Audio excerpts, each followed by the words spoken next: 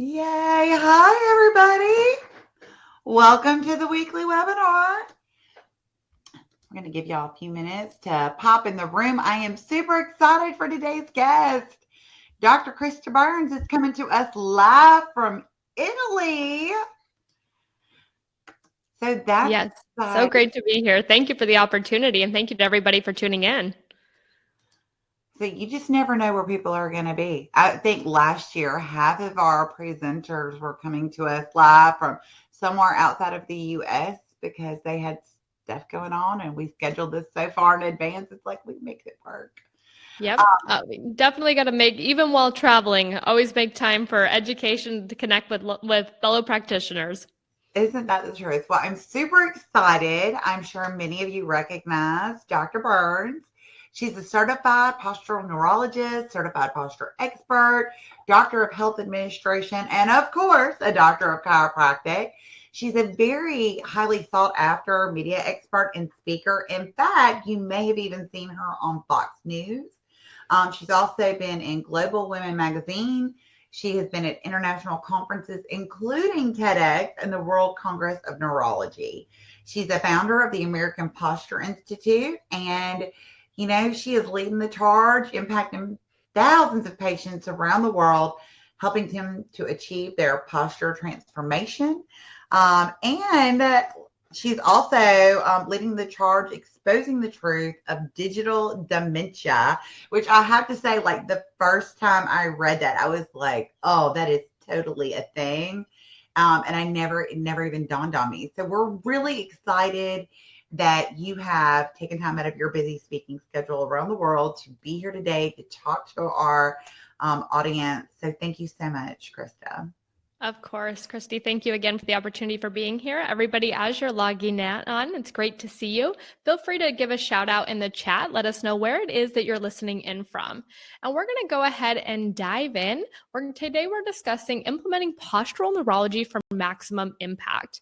And if you've had a chance of listening to me speak before, go ahead and type yes in the comments. Or if you're new, if you haven't heard me present, type new in the comments. We'd love to see where people are listening in from. And of course, your experience and exposure to the American Posture Institute. So a big shout out to ChiroHealthUSA for putting together these excellent educational opportunities. What you're going to be learning today is implementing postural neurology for maximum impact. We'll start by talking about how neurological disorders are associated with postural decline. In fact, over the course of the next hour, you'll get a neuropostural research review so you can see the direct correlation between postural distortion patterns and neurologic deficits. You'll understand the neurology that controls the posture system, so you have certainty in understanding the neurology, that those neurologic pathways that control posture. Plus, you'll understand brain-based postural correction and brain-based posture analysis techniques that you can implement tomorrow or this afternoon in practice with your patients right away. And we'll go through neuroplasticity and treatment plans. All right, I'm seeing lots of people logging in here. I see Sho from Bellevue, Washington, and Les from Denver, and Joseph, and I see Catherine from New York, Spyro from Durham, North Carolina. Wonderful. Well, thank you everybody for being here and everyone who's tuning into the replay as well. Let's dive in, because posture truly is a window to assess brain function. Posture is brain-based. If you want to be an evidence-based and brain-based practitioner, type yes in the comments, because if you want to be evidence-based and brain-based, then focusing on postural correction and integrating brain-based posture assessments with your patients is the way to go. And you'll discover how by looking at the posture system, you can assess their brain function. Right now is the digital age, or the digital age is a golden opportunity for postural neurology. Now, why would I say that? Why would I say that this is the golden opportunity to implement postural correction? Because everywhere we look, we see that posture is declining at the speed of technology. As smartphones get smarter, our posture continues to get weaker and weaker. It seems that everywhere you look around you, patients have postural decline. They're looking down at their smartphones. They're working from home on their laptops in a slumped forward posture. They have tech neck looking down at their smartphones. And so when you own this information and you understand the neuroposture connection, you will be perfectly primed and positioned to make a tremendous impact in your community. Now, this is an important research study that I want you guys to put a little star next to, take note of. We're from the American Journal of Epidemiology and Public Health. Now, the American Journal of Epidemiology and Public Health came out in 2021 and showed the prevalence of forward head posture in school-age children. And what they found, more than 70% of school school-age children right now present with moderate to severe forward head posture. That's right, I said moderate to severe. So more than 70% had forward head posture, already presenting with moderate to severe levels of forward head posture, more than 70% of school-age children. And so whether or not these children have symptoms yet, we know that there will be, from a public health perspective, a surge of patients presenting with posture-related problems. And so you, the chiropractor, are the first line of defense. The good news is that at this moment, there is no pill, there is no potion, there is no lotion to correct posture. In fact, this is a unique opportunity for all of us to stand up as the first line of defense against postural distortion patterns. And then what was really interesting is further research that came out after the pandemic showed the direct impact of working with abnormal postures and how that was impacting patients. In fact, this is a study from 2022, and it said that 49% of employees working from home reported neck and head pain from abnormal working postures. 45% of employees working from home reported low back pain, and 62% of employees working from home in abnormal postures reported upper back and shoulder pain. So not only is tech neck highly prevalent among school-age children who are also turning into adults, but also we're seeing that as adults began working from home and working with abnormal postures with this new remote lifestyle that we have, now this was becoming at the forefront of their mind that they had abnormal presentations of their posture, resulting in musculoskeletal disorders and pain. Hey guys, I'm Dr. Krista, founder of the American Posture Institute. I'm a dual doctorate of chiropractic and health administration, author of the textbook, The Posture Principles, TEDx speaker, international lecturer. I'm actually coming to you live from Italy today on my European tour, and have been featured on media, including ABC, NBC, CBS, and more.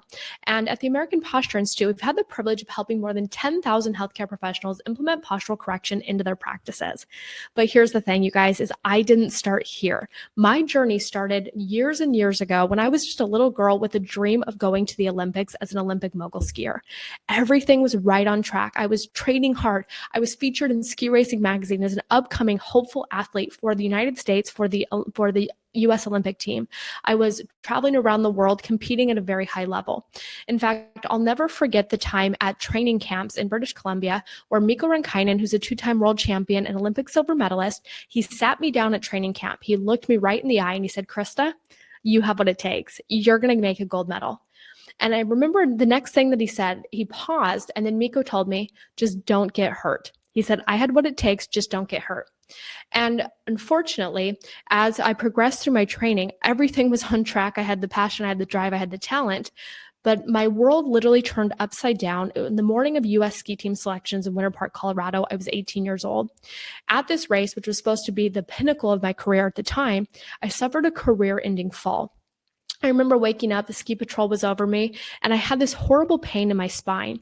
And what happened is, because I didn't know all of my options for healthcare at the time, I was just an athlete chasing an Olympic dream, I trusted my coach, and he recommended that for conservative care, I get injections in my spine under anesthesia. And so each week I would get spinal injections. And you guys can imagine, I mean, knowing what we know now, not only was I getting injections on my spine under anesthesia, I wasn't getting adjusted. And what happened is, not only could I not ski, but I could barely walk. I had visual bruising that lasted on my spine for 2 years post-injections. I lost sensation of my lumbar spine, and I literally watched my Olympic dream pass me by in an instant. But where one door closed, another door opened. At that point in my life, I became obsessed with this thing called back pain. It didn't make sense to me that a young, healthy athlete couldn't overcome something so common as back pain. And so at that point, I dedicated my life and my career on this mission of reversing postural decline, of becoming a chiropractor, helping people with back pain so that back pain wouldn't hold any one of my patients back from achieving their dreams, whatever that meant for them. So I went on this posture expert journey of learning and integrating and implementing the best postural correction systems. Now, what I want to do for all of you today is give you the shortcut. So if you love being evidence-based, if you want to implement postural correction, if you want to be brain-based, I want to give you the shortcut where within the next few minutes, you can see the neuroposture connection, you'll learn the neurology of the posture system, and you'll walk away with assessments and corrections. Now, here's what I want you to do first. There's a QR code right here on your screen. I want you to take take your cell phone and go ahead and scan that. And the reason being is because the most common question I get after I go through a neuropostural research review, you guys are you're gonna reach out and say, Dr. Krista, can I get those research studies? So I just want to anticipate that. I'll send them to you. All you have to do is scan that QR code, okay? And then we'll send you those postural research studies. That way you can be fully present while listening in to the neuropostural research review. Let's dive in.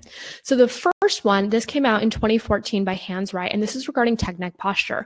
And what he found is that as the head tilts forward at varying degrees, the amount of pressure on the cervical spine multiplies. In fact, when your patients have a 60-degree angle, they can add up to 60 pounds of pressure crushing down on the cervical spine. 60 pounds of pressure. It's no wonder at the end of their workday, your patients with forward head posture have neck pain, radiculopathy, headaches, migraines, eye strain, and pain shooting down their arms. And then this study came out in 2019 showing the correlation between posture and blood flow to the brain. And what they discovered is when there's a loss of cervical curve or cervical lordosis, that this impacts the circle of Willis, and this impacts the amount of blood flow to the brain. And what they found is that by correcting the loss of cervical lordosis, increased cerebral artery parameters, indicating an immediate increase in blood flow to the brain. So that's a direct correlation between posture and your brain function. Here's a study. There's a couple studies here. One's from 2016, one's from 2019 or 2020. And please know that when it comes to posture and respiration, there's a plethora of research out there. I want to give you a couple here. And what these say is that when there's forward head posture is present, this reduces forced vital capacity for respiration. Also, forward head posture is associated with morphological changes of the thorax, causing decreased respiratory function. What does this mean? It means that when your patients have forward head posture or postural hyperkyphosis, and you can try this with me, this inhibits their diaphragm. So from this position, try taking a full deep breath in. Okay, versus when you have upright posture. You can feel an instantaneous difference when you have upright posture when you go to take a breath in and out. When the diaphragm is inhibited, in order to take full inhalations and exhalations, we're required to utilize our ancillary muscles of respiration. Therefore, it requires more energy to breathe, and we end up having shallower, faster respirations. What are shallow, fast respirations called? Hyperventilation. When your patients are stressed out and they hyperventilate, this is impacting their autonomic nervous system function. Posture and proprioception. Increased use of smartphones with forward head posture has been shown to significantly impact cervical proprioception. It has a negative effect on muscle spindle activity and results in cervical repositioning errors, meaning that when your patient they put down their cell phone or they come off of their computer screen, then they try and reposition themselves in proper alignment, but they have cervical repositioning errors that have become their new normal of how they position their body upright against gravity and space. More on forward head posture and proprioception. The results of forward head posture, regardless of pain, increase the amount of joint position error. Now, the reason I included this one is because think back to those kids. Whether or not that more than 70% of kids who have forward head posture right now, whether or not they have pain, they still are predisposed to abnormal kinematics of the cervical spine and abnormal proprioceptive capabilities. And then smartphone cervical stress and depression, what they found is that increased time on smartphones and poor posture is associated with increased levels of stress and depression on young students. Now, individual research studies or independent research studies, regardless of cell phone use, have also shown that as the patient goes forward in a collapsed forward position, this is associated with a decrease in mental health. It's associated with an increased amount of depression and anxiety. Then when you add tech neck on top of it, the patient's mental health can be suffering. And then posture and cognition. You guys, this is so interesting. I mean, type yes in the comments if you find this just fascinating. This study is from 2016, which is a groundbreaking study. Since then, we've had tons of other studies to back this up. And what it shows is that posture is directly correlated to cognition. Cognition is your thought process, is your ability to think clearly. They found that mobility and upright posture is associated with aspects of cognition, including working memory. The results provide the first evidence for a link between postural alignment and cognitive functioning in healthy older adults. When you think of an older patient, we probably tend to think of a patient who's a little bit slumped forward, don't we? Well, if they haven't had postural correction anyway, we do, right? Now, what happens is as the patient has slumped forward posture or what's called a postural hyperkyphosis, this impacts the front part, their prefrontal cortex, inhibiting their cognitive capabilities. And so in order to have better brain function, especially later in life, we need to keep the patient in an upright postural presentation. And then back pain and decreased gray matter of the brain. I mean, we see back pain every single day, right? And yet, what is this doing to the brain? Researchers found that patients presenting with chronic low back pain demonstrated 10 to 20 times more loss of gray matter on MRI than the control group. Back pain, chronic back pain, is changing your patient's brain. And then back pain and neuromotor alterations. Research demonstrates that people with low back pain have different postural stabilization patterns and move differently. Neuromotor alterations to pain are noted. So what came first, pain and then a change in neuromotor alterations, or poor posture and then neuromotor alteration, which is neuromotor alterations, and then more chronic pain? Regardless, we got to break the cycle by correcting the patient's posture. And then gait abnormality and non-Alzheimer's dementia. This is like that digital dementia we were just talking about. Poor gait performance predicts dementia. Poor gait performance is a strong predictor of non-Alzheimer's dementias. When your patient have abnormal gait and slumped forward posture, this is a precursor for non-Alzheimer's specific dementia development. Now, it's not to say that if a patient has abnormal gait, then they will definitely develop Alzheimer's. But what this is saying is that when there's a breakdown in the posture system, this impacts cognition. When the patient has abnormal posture in motion, which is gait, this is a precursor that can lead to a decline in function of their neurologic system, resulting in early onset dementia-like symptoms. So we got to check gait, we got to check posture on those patients. And then forward head posture and vestibular deficits. Compelling evidence exists that links forward head posture with vestibular deficits, increased fall risk, and impaired cervical proprioception. So we're seeing this over and over again. We have decreased proprioception. This increased the risk of fall for your patients, especially elderly patients. Now, we all know what happens. If a patient suffers an injurious fall, this leads them to the hospital, and this can result in a cascade of other ill health effects. We got to keep our patients healthy, keep them upright, and properly stabilized. And then this study came out in 2020 showing posture and autonomic function. Participants with forward head posture exhibited abnormal sensorimotor control and autonomic nervous system dysfunction compared to those with normal head alignment. So just by going into a forward head posture presentation, your patients are having abnormal sensorimotor control, meaning that how they perceive their world is skewed and therefore leads to a motor deficit, how they present themselves in space, and autonomic nervous system dysfunction. And again, correlate this back to hyperventilation. And now the patient has a problem regulating their autonomic nervous system. And then this one, you guys, if you are working with kids, you got to understand this study. This is fascinating. This came out of Japan in 2018. They found that for children, upright posture resulted in greater vitality and pleasure, as well as increased heart rate, higher scores for calculation and listening comprehension tests. The study suggests that adopting an upright posture results in maintaining a positive psychological state and improving test performance of children. I mean, how fascinating is this? And now we reflect back to what the Journal of Epidemiology and Public Health told us in 2021, that more than 70% of children, school-age children right now, have abnormal postural presentations. So it starts here. We understand that direct correlation between posture and neurologic function. It starts here to be the educators and the first line of defense against postural decline, because posture is declining at the speed of technology in your community. We look at this cartoon and we kind of laugh, and we've seen this image before. But is it a laughing matter? I mean, because smartphones get smarter and our posture continues to get weaker and weaker. And we see through this evolutionary process, it took 3 million years to evolve to be upright as human beings. Our ability to stand on 2 feet, resist gravity from an upright aligned position, is the most intelligent posture of human intellect. And yet, with the onset of the digital age, it took us 3 million years to evolve to be upright, and just a couple of decades of the internet to start ruining it. And as we slumped forward, as we went forward into tech neck posture, and then we became desk bound with this flexor dominant posture. Notice when I say flexor dominant, what that means is we're more flexed, right? The more flexed that we are, the more primitive our posture is. The more upright in an extensor posture we are, the more human developed we are, the more intelligent or intellectual posture, and the stronger posture that we have. And yet, as human beings, this has become the most common posture that you see your patients present with. They're desk bound, they're sedentary, they don't exercise or move enough, and they have that flexor dominant slumped forward postural presentation. I know you guys are seeing it everywhere because tech neck posture, let's face it, has become the new normal among your patients. Now notice I didn't say ideal. I said normal. The majority of patients present with this abnormal postural presentation. All right, I want to make a correlation here so you can get that. You can get a visual that connects neurologic function and postural correction. If you guys work with Parkinson's patients, you see this in your practice.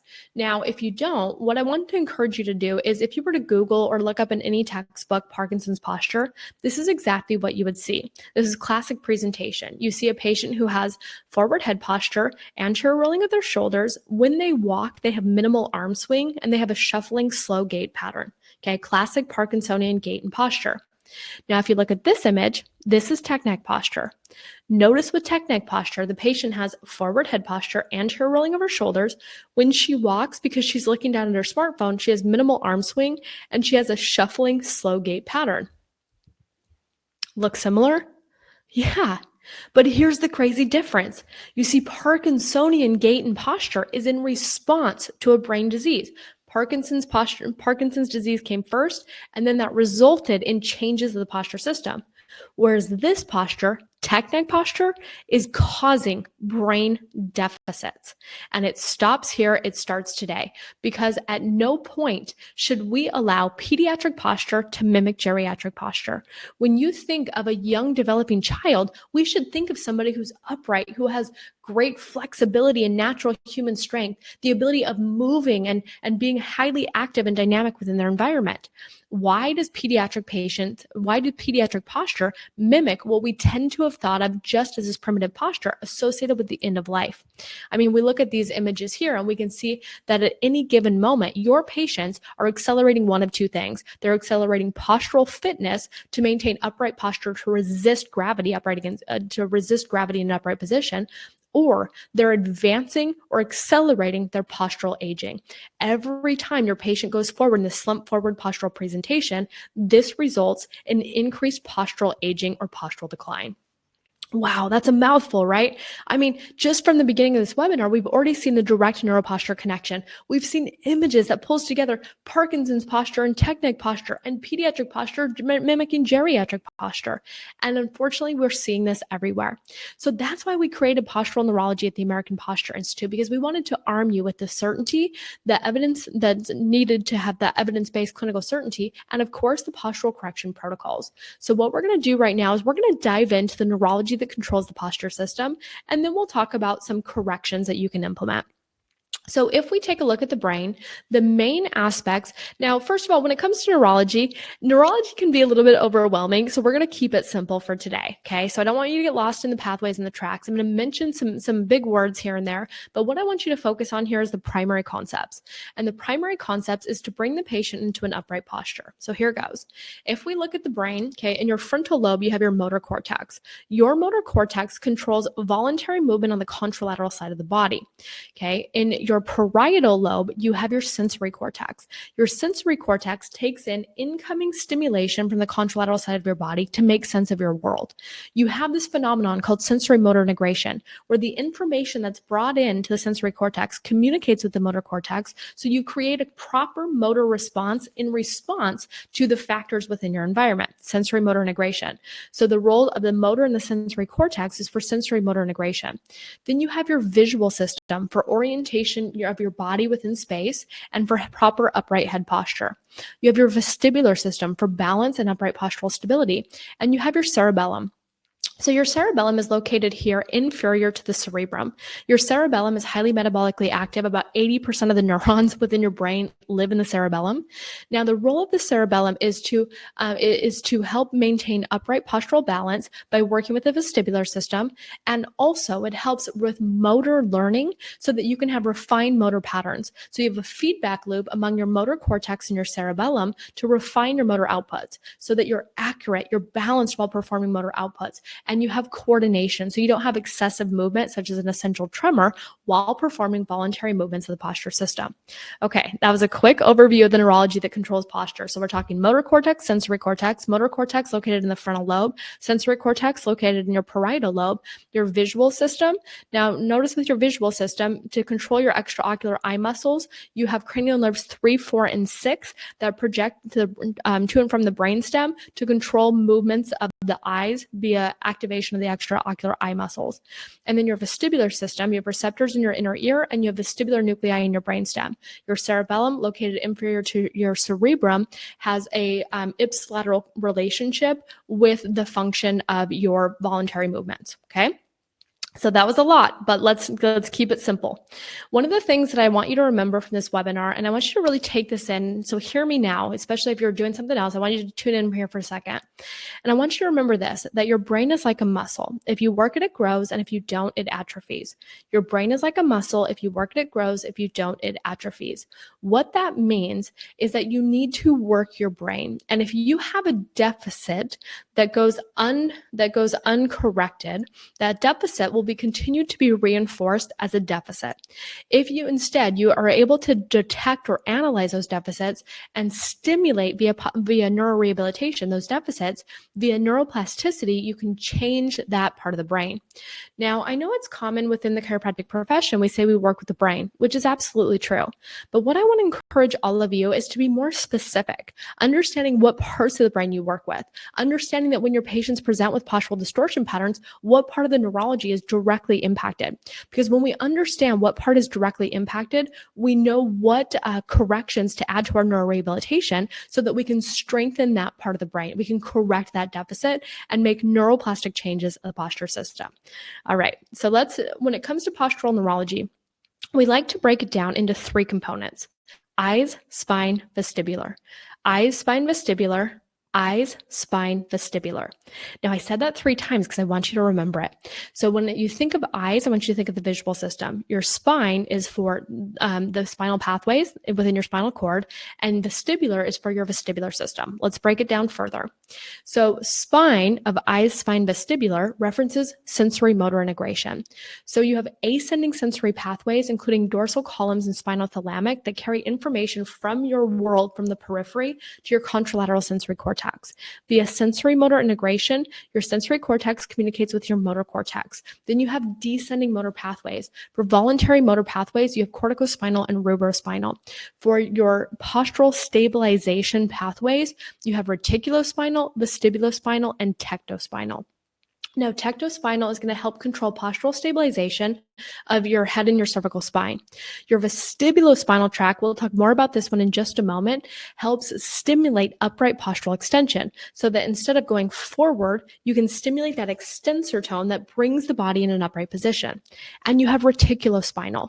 The role of reticulospinal goes from reticulum to spine, the reticulum, the pontomedullary reticular formation of your brainstem, down to your spinal column. And it is your ability to resist gravity anteriorly. So in order to have upright posture, 2 things need to happen simultaneously. You need to have flexor and extensor synergy, meaning that you can't be flexed forward. You need to be able to inhibit gravity, and you need to stimulate extensor tone posteriorly to keep the body upright. So when I say spine, working with the spine, what that represents is that you want to stimulate via sensory motor integration the proper or better inputs into the system so that you result in better outputs via sensory motor integration. And remember that the better inputs equal better quality outputs. So that's why, for example, when I say a good input to the system, when you do a chiropractic adjustment, that's an excellent input into the sensory cortex, into the sensory system. And that results right away in a direct motor output. So you want to give your patients good sensory input, a rich sensory experience. So in addition to doing adjustments, you want to do things like posture exercises, posture rehabilitation, things like whole body vibration, doing the posture taping. These are all excellent, rich experiences to the sensory system that result in better motor outputs. So eyes, spine, vestibular. When you think of spine, think sensory motor integration. Right. When you think eyes, think visual system. And when I talk visual system, you guys, I'm not saying from an optometrist perspective, which is changing the prescription of glasses. What I'm talking about is moving the eyes within the orbit. What happens is if you have an inability of moving your eyes within your environment to scan your environment for safety, your brain from a homeostatic perspective will prioritize vision over posture. Therefore, if I can't look, for example, lateral and to the left, I'm going to develop a chronic head rotation. If I can't bring my eyes to midline, I might develop a chronic head tilt and or head rotation. If I can't look up and to the right, I develop a chronic head tilt and or rotation. If I can't see in front of me, I squint forward and forward head posture. So when it comes to the visual system, it's how you orient yourself within your environment because of your ability to see your body in relation to the obstacles within your environment, and it's for the control of head posture. Let's talk about that neurology with head posture. So your 12 cranial nerves, right? 4 out of your 12 cranial nerves are dedicated to vision. And when I say vision, only 1 is actually dedicated to seeing, which is the optic nerve, cranial nerve number 2.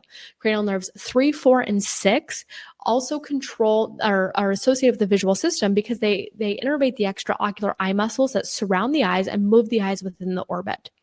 There are nuclei within your brainstem, cranial nerves 3 and 4 in your mesencephalon, and then cranial nerve 6 in your pons. There's a descending pathway from those nuclei called the medial longitudinal fasciculus. Now, the medial longitudinal fasciculus is going to carry bundles of fibers from your visual system and your vestibular system. That will descend down to your cervical spine proprioceptors. So what you're seeing, okay, the visual input has a direct impact via the medial longitudinal fasciculus on your cervical proprioceptors. So your repositioning has an impact on whether or not you have a deficit of the visual system. And if your patient has a deficit of their visual system, then we've got to get to that underlying root cause in order to correct their head posture distortion pattern. And let me let you in here on an important secret. If you haven't been checking the visual system before, we'll give you some checks you can do today. Because here's the thing, you guys, when it comes to vision, as human beings who spend time who are designed to be upright, scanning our environment, working outside and dynamic, the majority of patients now work inside at computers, and this has actually reduced our typical amount of vision by about 60%. So instead of scanning our environment consistently, we're constantly looking right here. And so this is resulting in more or progressed and more often deficits of the visual system, resulting in head posture distortion patterns. So when we think of postural neurology, we think eyes, spine, vestibular. Eyes, orientation and head posture. Spine, sensory motor integration. That leaves us with the vestibular system. When you think vestibular, think balance and upright postural stability. Now, let's talk about that neurology. So within your inner ear, you have vestibular receptors. You have semicircular canals and otoliths. Semicircular canals activate when you spin or when you're have a spinning or rotation movement. Your otoliths are going to be activated when you have a change in acceleration or deceleration, or you change your body position in relation to gravity. Okay, so if I change my body position in relation to gravity, the otoliths fire. Now, from your inner ear, you have vestibular projections that go from your inner ear that carries that information to the vestibular nuclei in the brainstem via the vestibulocochlear nerve, cranial nerve number 8. From your vestibular nuclei, you have ascending information that goes to the parietal lobe. You also have descending vestibulospinal pathways, vestibulospinal, vestibulum to spine, going from the vestibular nuclei down to the spine. Your medial vestibulospinal tract will descend with your visual fibers for head posture. Your lateral vestibulospinal tract will descend from the vestibular nuclei down to your thoracic spine. This is important because with the thoracic spine, this is what stimulates that upright extensor tone. So if your patients are collapsed forward in that postural hyperkyphotic position or flexor dominant, in order to bring the patient upright, we need to stimulate extension of the paravertebral muscles that support the spine. So we want to stimulate the vestibular system to maintain upright postural stability. This also helps our patients maintain upright balance and not have advanced symptoms such as motion sickness or vertigo or feeling dizziness. Okay, so it helps them maintain equilibrium. So let's do a review. When we think of postural neurology, we think of what? We think eyes, spine, vestibular. Eyes, spine, vestibular. Eyes are visual system for orientation and head posture. Spine for sensory motor integration, representing those spinal tracts. And then vestibular for balance and upright postural stability. Okay, now I hope you guys are with us still. So let me know, give me a yes in the comments if that makes sense. Because what we did is we just went through the neurology that controls the posture system. And if we understand the neurology that controls the posture system, all we have to do in order to say we work with the brain is to identify the deficits. And then with our corrections, we want to stimulate neuroplasticity by working with those parts of the brain. So let's talk about visual deficits in the posture system. If your patient cannot look lateral to one side, right or left, they'll develop a chronic head rotation. And when I say they can't, I just mean if they have a deficit in moving their eyes in that direction, okay, moving the eyes within the orbit, for example, lateral to the left, they'll develop a head rotation to the left. If they cannot look, up to one direction, they'll develop a head tilt.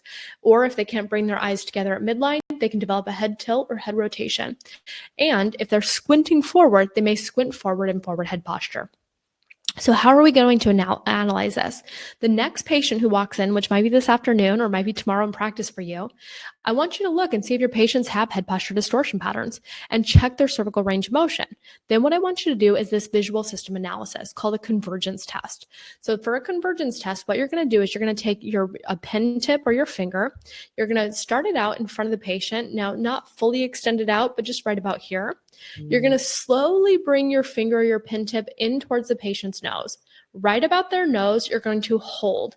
And let's see if you guys can see it here in the screen. Okay, I'm going to hold here. Now, if you can see it or not, what we should see is convergence, where the eyes come together at midline. Convergence, a converged state. Now, what will be a positive test? A positive test is if the eyes do not come in together, or if the eyes come together at midline, but one eye goes out into a divergence, okay? Notice which eye diverges. That's going to be your positive test. Or you may see that the patient can bring their eyes together at midline in a converged state, but they collapse their posture system. So in order to maintain their eyes together here at midline, they go into a head tilt or a head rotation. When you bring your fingertip in, okay, hold for 5 seconds.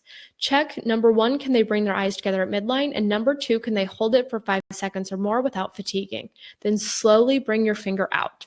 Another positive test is just if the patient can't perform this, if they start blinking a lot, called blepharospasm, or if they have a withdrawal, they should be able to perform this test. If they have contacts or glasses, perform with contacts or glasses on.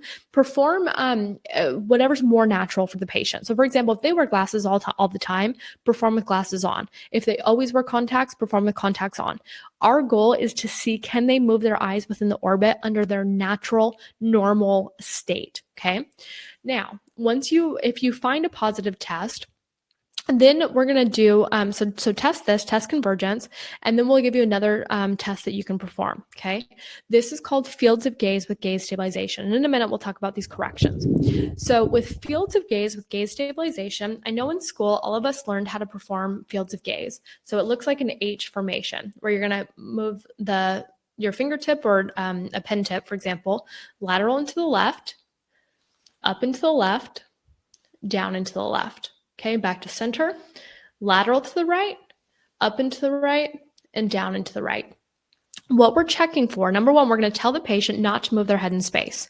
And what we're checking for is when I move, am I able to track the eyes? So when I have a moving target, am I able to pursue the moving target and keep my eyes fixated on that moving target? Number one. Number two, when I get to that in range, so not past my peripheral vision, but right about to that in range of motion here, then can I gaze stabilize? Can I hold my eyes here for 5 seconds, or do my eyes fatigue?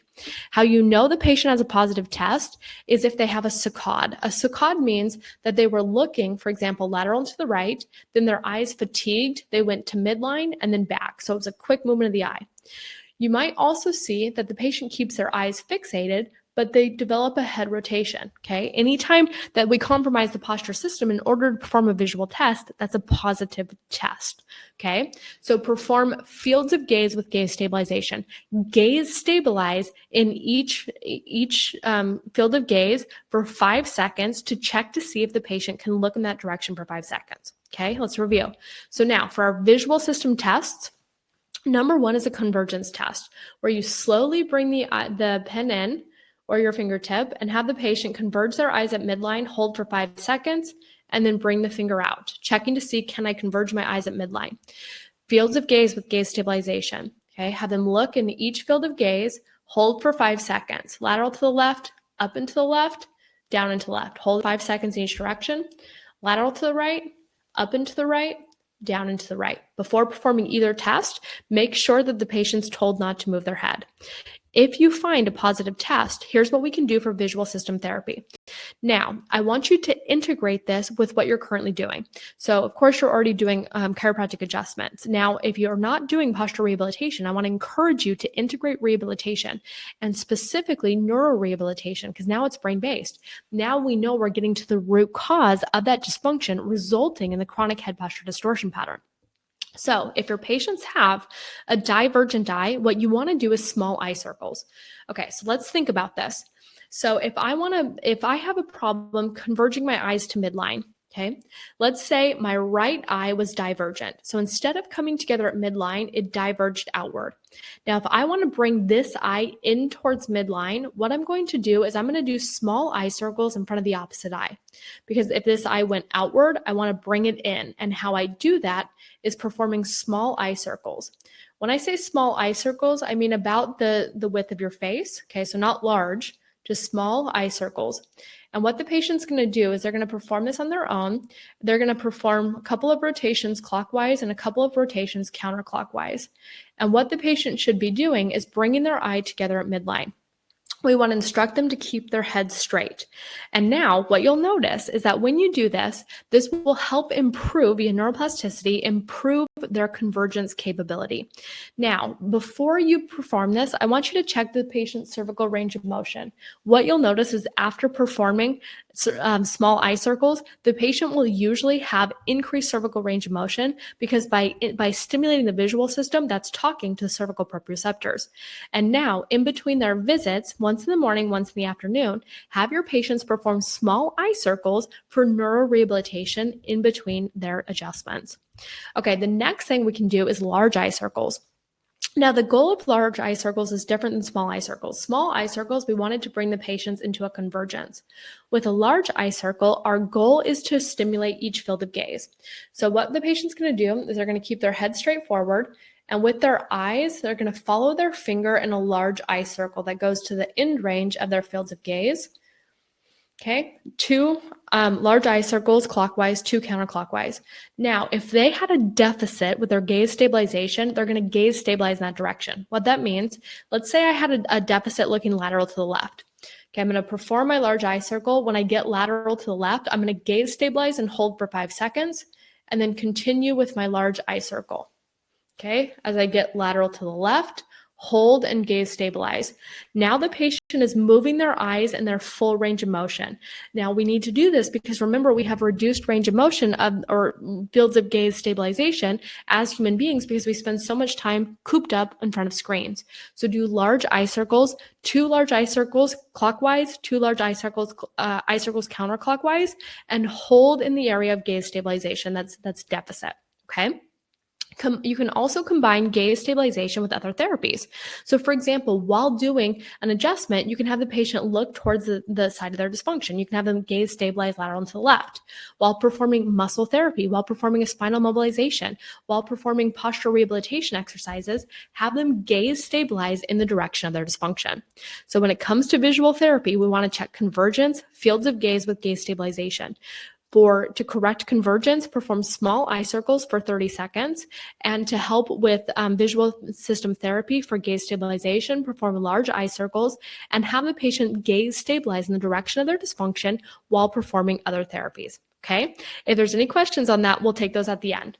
Now, in addition to working with the visual system, when it comes to head posture, make sure that if the patient has forward head posture, you're also recommending neck retractions. So neck retractions are simple to perform. I recommend that patients do it against the wall. You're going to have them stand with their back flat against the wall, their arms out with their palms facing forward, and then they're going to go forward with their head, retract back and hold. Okay, go forward, retract back and hold. And when they retract back on and hold, they're going to flatten their entire spine against the wall and hold for 10 seconds. We want them to repeat this for 5 times, holding twice per day, morning and afternoon, holding for 10 seconds each time. By doing this, we're reversing that anterior translation. So retract back and hold. So now when it comes to head posture, we're doing adjustments in office, but now we're integrating neck retractions to do at home twice per day for structural correction. And for brain-based correction, we're getting to the root cause of that deficit of the visual system. Now, what happens if your patient has a vestibular deficit? If your patient has a vestibular deficit, this can present as postural hyperkyphosis and postural instability. Postural instability means that they'll be off balance. When they walk, they'll likely look down. They might keep their hands out. They may have a wider base gait. With postural hyperkyphosis, this is when that patient has that flexed forward position and increased C-shaped spinal curvature. Now, in order to reverse this, we need to stimulate that nice extensor tone posteriorly. So here's what we're going to do. First, we're going to check, and then we'll integrate the rehabilitation. So a check that you can do for the vestibular system is a Fukuda's test. Now, how we perform a Fukuda's test is you're going to have the patient stand. Now, when they're standing to get started at this test, you want them in front of a posture grid or have them a place marked in the area that they start in, because we want to be able to see a difference of where they started versus where they end up. That's important for patient education. Have the patient close their eyes, bring their arms out in front of them, and tell them to march in place. March, march, march, march, march, march. March for at least 30 steps. Now tell the patient to march in place. If they lateralize, and then they open their eyes and go, oh, wow, I didn't realize I was over here, they will lateralize towards the side of dysfunction of their vestibular system. If they go forward, it's somatosensory deficit, okay? Somatosensory means that you can do integration of proprioception. If they lateralize to the right or to the left, that means vestibular system dysfunction. So what that tells us is that we want to stimulate the vestibular system. So how you can integrate vestibular therapies with your patients is by integrating balance training. So one of the best ways of doing balance training is to have your patients perform one leg balance. With one leg balance, we want them to be able to balance their bodies upright over a single leg stance while maintaining proper posture and keeping their gaze forward. So not looking down in slump forward posture, but balance their posture system upright over a single leg stance, a narrow base of support, and hold that position for up to 30 seconds. Now, here's the thing when it comes to balance. If your patients are highly neurologically compromised or a geriatric patient, they can't do this yet. So we need to start with where they're at. On the other end of the spectrum, if they're a child or if they're a great athlete, they'll easily be able to perform this. So where do we find the happy medium? What we want to do is progressions. So if the patient is, more compromised, have them start by keeping their hand against the wall and just bringing their leg behind them. Then, as they can, keep the hand on the wall, bring their leg up to 90 degrees. Once they can do this, have them take their hand off the wall, but stay next to the wall so they're supported, and hold for 30 seconds. Once they can perform this, then we can make it more difficult to challenge the brain for neuroplasticity. You can have them perform it on an unstable surface, a wobble board, on whole body vibration. You can have them close their eyes. All of this makes it more difficult for them to perform. So wherever they're at, challenge their system by giving them a one leg balance progression for 30 seconds in the morning and afternoon, and then have them perform this on each leg to stimulate better balanceability and postural control. Also, with vestibular therapy, we recommend having the patient sit on an exercise or a posture cushion or an exercise ball. Now, when a patient's on a posture cushion or an exercise ball, it's an unstable surface. So here's the difference. If I plop down in an old office chair that is not an unstable surface, the chair holds my body upright. So whether I'm, slumped in my seat, I'm leaning off to one side, it's hard to fall out of the chair. Okay, so what that means is the chair holds my body upright. I don't have to rely on my own posture system. Versus when they're on a posture cushion, which you can see in this image, or an exercise ball, it's an unstable surface, meaning we can fall off. Now, not only am I getting more pelvic and lumbar mobility, okay, to help with my, help reduce intradiscal pressure and get more movement throughout my day, which is highly beneficial, but because it's an unstable surface, if I get lazy with my posture and I start to slump to one side or the other, then this is going to stimulate my receptors within my inner ear, because that's a change in body position in relation to gravity. So now what happens is I stimulate my vestibular system to right my posture system. And so that will stimulate me into extension so that I go back into the proper position. So now when your patients are on a posture cushion or an exercise ball, they're moving more throughout the day to improve mobility, but they're also using their brain and their body to keep their posture system upright. They don't have to sit on the posture cushion the entire time they're seated. They can take breaks, 20 minutes on, 20 minutes off. Also recommending extension exercises. So with extension exercise, a great example is going to be a Superman exercise. So with a Superman exercise, have your patient lying prone and then lift up, ideally their upper and their lower body, and hold an extension for up to 30 seconds. Now, if your patient's experiencing acute low back pain, this is not the exercise for them. However, if they're a posture patient and they don't have acute low back pain, have them perform Superman exercise. Work up to where they can do 3 sets or 3 repetitions, holding for 30 seconds. If they can't do 30 seconds at the beginning, start with 15 seconds, then 20, then 25, then 30. But build that extensor tone. Get them stimulating extension to stimulate that vestibular system. Because remember, when it comes to vestibular, it controls balance and upright postural stability, or upright postural extension. So when it comes to the vestibular system, we want to check for vestibular deficits, and how we do that is a Fukuda's test. Hands out in front, march in place, and see if they lateralize to one side or the other. If they do, initiate and integrate vestibular therapy. That vestibular therapy is going to be one leg balance progressions wherever they're at on their progressions, and then have them sit on a posture cushion or an exercise ball and stimulate extension with exercises like Superman. All right. In addition to that, when it comes to the spine for sensorimotor integration, we want to give our patients a rich sensory experience. So one of the richest sensory experiences you can offer a patient is an adjustment. When you do that adjustment, that's stimulating the contralateral sensory cortex, and that's stimulating the part of your proprioceptive map to help have better refined input into the sensory cortex. Now, in addition to doing adjustments, you can do things like posture tape that's going to last beyond the adjustment. And what that means is an adjustment that it's very powerful. It really wakes up your brain, but it doesn't last for very long. So in between your visits, you can have the patient use things like posture tape to keep stimulating their proprioceptive map. A research study came out recently showing that kinesio tape is effective for improving head posture from the moment it's applied.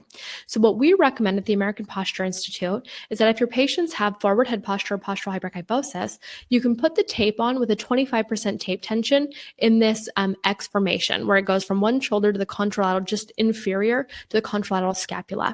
And what this does is you apply the tape with the patient in proper posture. Once they slump, then they start to feel the movement of the tape. Because they can feel the pull of the tape, this reminds them to go back into upright posture. So now it gives that rich sensory experience to help them maintain proper posture via posture habit reeducation in between their visits. You can also integrate things like whole body vibration. We're a proponent of whole body vibration. This has been shown to improve sensory motor deficits involving balance, strength, joint position sense, and muscle activity. So integrating whole body vibration as part of your overall postural rehabilitation plan can be highly effective for your patients. And remember that brain posture connection. The quality of sensory inputs impacts the quality of motor outputs.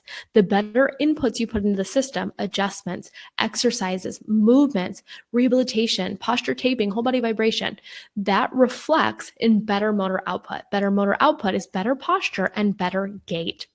Now, with neuroplasticity, it's the brain's ability to restructure itself after training or practice. The more practice you give the brain, the more robust and strengthened it becomes. Now, when it comes to building neuroplasticity, we need to have novel input into the brain. So by working with the visual system, the vestibular system, and giving a rich sensory experience, these are novel inputs to help create neuroplastic changes of the posture system. Now, when it comes to setting up your treatment plans for neuroplasticity, this is something we teach at the American Posture Institute. In just a moment, I'm going to give you that QR code again where you can get those research studies of the neuroposture connection. And also, I'm going to send you a guide of how to set up your treatment plans for neuroplasticity. And when you implement the pain to posture model, where you're not just pain focused, get your patients out of pain, but if you keep them long enough to correct their postural distortion patterns, this is how you get neuroplastic changes of the posture system by stimulating and integrating postural neurology and neurorehabilitation. Because as I told you at the beginning of today's webinar, posture is the window of the brain. Posture reflects how you feel and how your brain is functioning. Patients get posture. It's a word they understand. Patients want better posture so they can look better, move better, and feel better, and it helps their brain function better too. By scanning this QR code, you guys can get the free Clinical Posture Foundations course. Now, in addition to getting the research studies that we covered today, in addition to getting the guide for neuroplasticity, we're going to teach you structural postural correction, brain-based postural correction, pediatric postural correction, postural ergonomics, and how to implement posture for maximum impact. All of this and more in the free Clinical Posture Foundations course. So be sure to grab that so you can see how you can integrate postural correction into your practice for maximum impact. At the American Posture Institute, we always say that it's posture by design, not by circumstance. If you do not educate your patients of the importance of upright postural design, they will be a circumstance of their environment. They will become a victim of abnormal posture. And as we saw from those research studies, that can lead to neurologic deficits. So remind them that it's posture by design and not by circumstance, because Parkinson's posture should not mimic technic posture, and pediatric posture should not look like geriatric posture.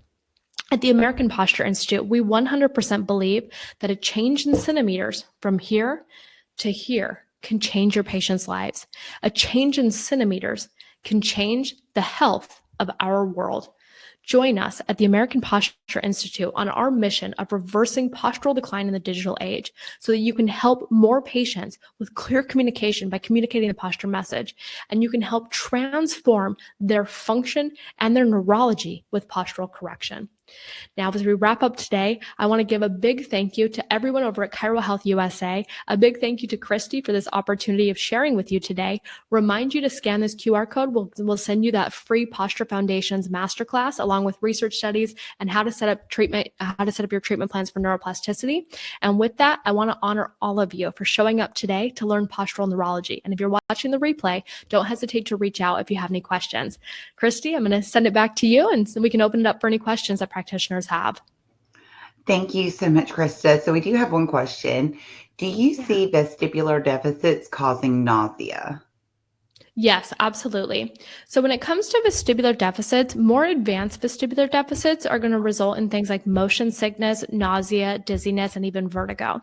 Now, I don't want you to think that it has to be this far in order to be a vestibular deficit, because what many practitioners are missing is that if the patient has that postural distortion pattern, that this too is an early onset or an early indicator of vestibular dysfunction. So what we want to do is we want to correct it early, and we want to correct their posture so that it doesn't get to the point of progression where it leads to things like nausea or, full dysfunction or things like vertigo and motion sickness. Yeah, great question.